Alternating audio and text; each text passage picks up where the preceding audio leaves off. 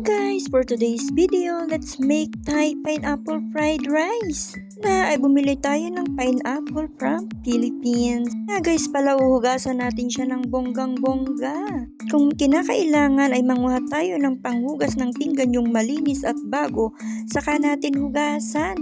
Kung nga pala yan ng mga 1,000 times. At yan guys, hiniwa ko na. Yun nga guys, after ko siyang mahiwa sa both side, ayan na guys, yung kanyang kinalabasan. Ayan nga, idadry natin siya mamaya at yung ating hiniwang pinya, ilagay natin sa ref. After that, nag-prepare na din pala ako ng ating ingredient. Crab stick nga pala yung gamit ko. Hindi naman kayong gumamit ng shrimp at iba pa kung ano yung gusto nyo. Yun nga, nag-fry muna ako ng 2 stick na crab stick. Tatoppings natin yun mamaya. Guys, nagprito na rin ako ng itlog. At yan guys, naglagay na ulit ako ng mantika. At nilagay ko na yung crab stick na hiniwa ko at saka yung corn at mga beans at carrots.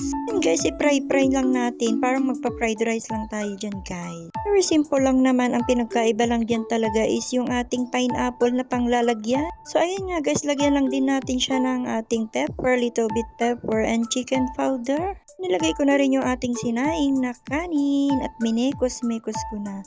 Nilagyan ko nga rin pala siya ng sesame oil para mas malasa.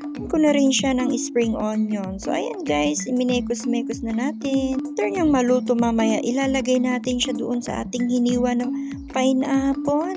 After nung maluto, ayan guys, nilagay ko na siya sa ating pineapple. Nakikita nga pala yung ganitong pagkain sa Thai restaurant. Bali 2 times na rin ako nakakain, so alam ko yung lasa ng Thai restaurant na ganyan. Guys, sinubukan ko rin dito sa bahay at wala namang arte ang aking mga amo sa mga lulutuin kong pagkain. Pabor na pabor lang naman sa kanila dahil nakakatikim sila ng iba't ibang cuisine. Ayan guys, at dahil mahilig naman tayong magluto, ayan guys, sinubukan ko rin ito. Kaya guys, natuwa yung mga amo ko kasi sabi nila so nice silang kumakain sa restaurant. So ayan guys, kaya dapat minsan ibahin din natin yung luto. Kahit hindi ako kumakain ng mga pagkain nila, ako yung nagsasawa.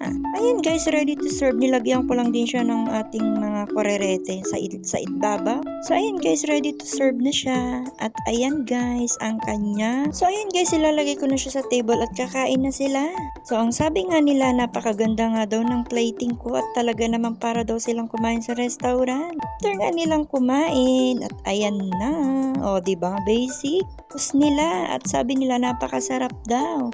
So ayan lang guys ang mai-share ko for today's video. Yun lang. Bye!